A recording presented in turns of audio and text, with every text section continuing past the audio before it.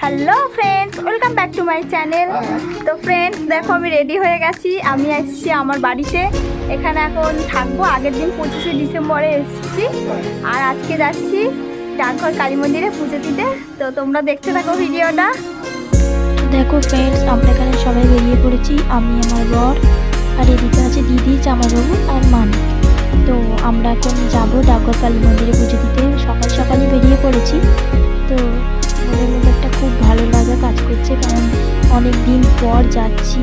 আর এটা আমাদের বিয়ের পর ফার্স্ট কোনো একটা মন্দিরে পুজো দিতে যাওয়া। তো খুব ভালো লাগছে, সত্যি বলতে খুবই ভালো লাগছে। আমরা একসাথে সবাই মিলে যাচ্ছি, তো ভীষণ ভালো লাগছে। তো দেখতে দেখতে দেখো আমাদের পাড়া রাস্তা পার হয়ে মেন রোডে চলে এসেছি। তো এটা আমাদের চন্দননগর মেন রোড। তো আমরা মেন রোড ছেড়ে যাচ্ছি ডাকঘরের দিকে। তো দেখো ফাইনালি পৌঁছে গেছি, মিষ্টি কেনা হয়ে গেছে। আর এখান দিয়ে মা কালীর জন্য ফুল নিয়ে নিয়েছি, আর শিব ঠাকুরের জন্য ফুল নিয়ে নিয়েছি। তো তার সাথে আর কি একটু ওই বেলপাতা, দুলপো এগুলো নিয়ে নিলাম। তো চলো তোমাদের মন্দিরটা দেখাই, দেখতে থাকো। তো এই দেখো ডাকঘর কালী মন্দির, খুব সুন্দর, খুব জাগ্রত। আমরা মাঝে সাথেই আসি, আগে প্রায় এই রাস্তা দিয়ে যেতাম, তখন দেখতে পেতাম। তো পুজো দিতে এলাম, খুব ভালো লাগছে আর কি।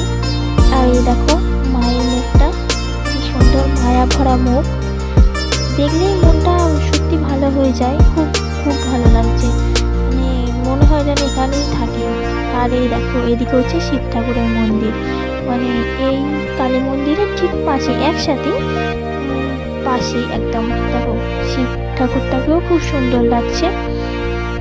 তো ওইদিকে এখন আরও সব আছে, তারা পুষ্পাঞ্জলি দিচ্ছে।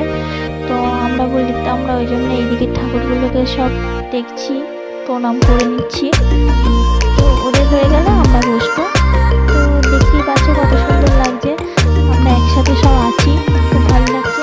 আর এই দেখো ধূপ আর মোমবাতিটা কেনা হয়নি, এটাও নিয়ে নিলাম।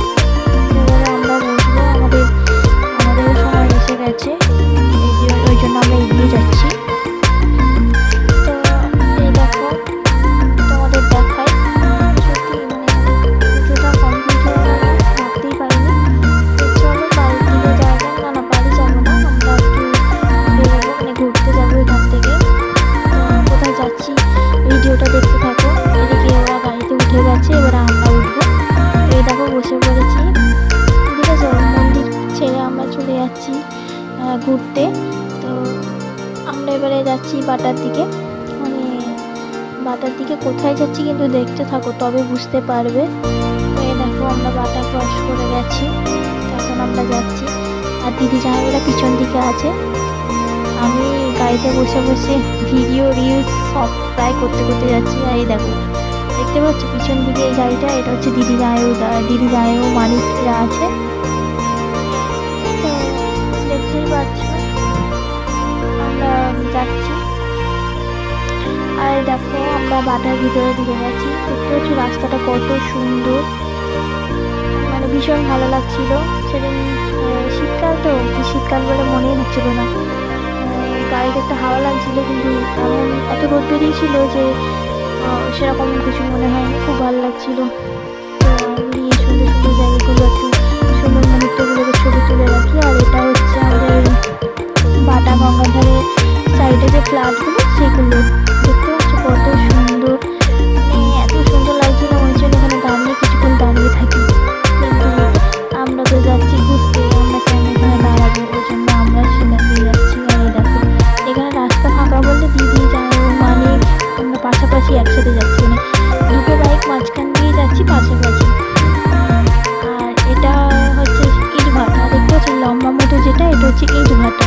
এই ভাটাটা ছেড়ে চলে এলাম, প্রায় দুপুর হতে যায়। তো আমাদের কিছু এবার খেতে হবে, তো আমরা একসাথে খাবো।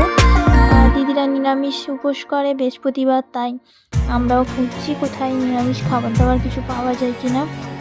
আমরা ঘুরতে বেরিয়ে পড়েছি, আর এদিকে খিদেও পেয়ে গেছে। তো এখন দেখছি কিছু টিফিন করতেই হবে, না টিফিন করলে আর উপায় নেই। তো আমরা এখন যাচ্ছি, দেখতে পাচ্ছ এই যে ইট ভাটাটা, আর একটা ইট ভাটা, এগুলো দেখতে ভালো লাগে, এগুলো ইট পোড়ানো হয়। তো কি সুন্দর গাছপালা,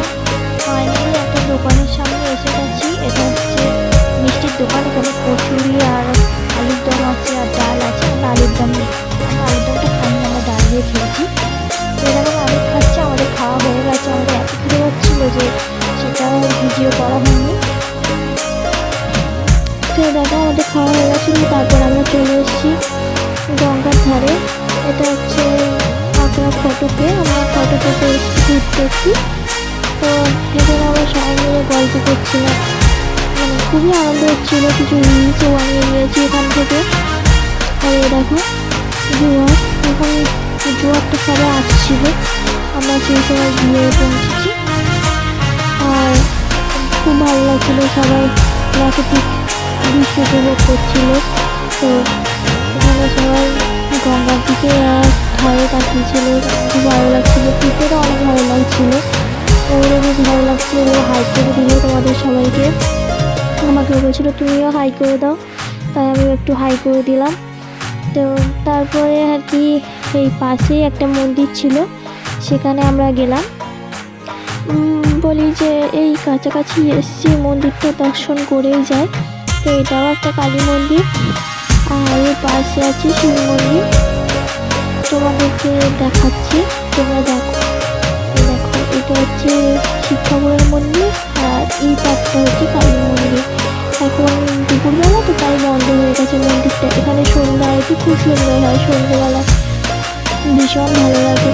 মানে ওখানে যদি দর্শন হয়, মানে সন্ধ্যেবেলায় আসার দর্শন হয়, তাহলে আমি তোমাদের দেখাবো সন্ধ্যা আরতিটা। আর এটা হচ্ছে মা আঁকা তারামার মন্দির, খুব সুন্দর সন্ধ্যা আরতিটা না খুব সুন্দর লাগে। আমি ফোনেতেই ভিডিওতেই দেখেছি, কোনোদিনও মানে সামনাসামনি সন্ধ্যা আরতি দেখা হয়নি, বিশেষ করে সন্ধ্যাবেলা এখানে আমার আসা হয়নি। তো ফাইনালি দেখো ঘুরে ফিরে নিয়ে আমরা বাড়ির দিকে রওনা দিচ্ছি, প্রায় বাড়ির কাছাকাছি এসে গেছি।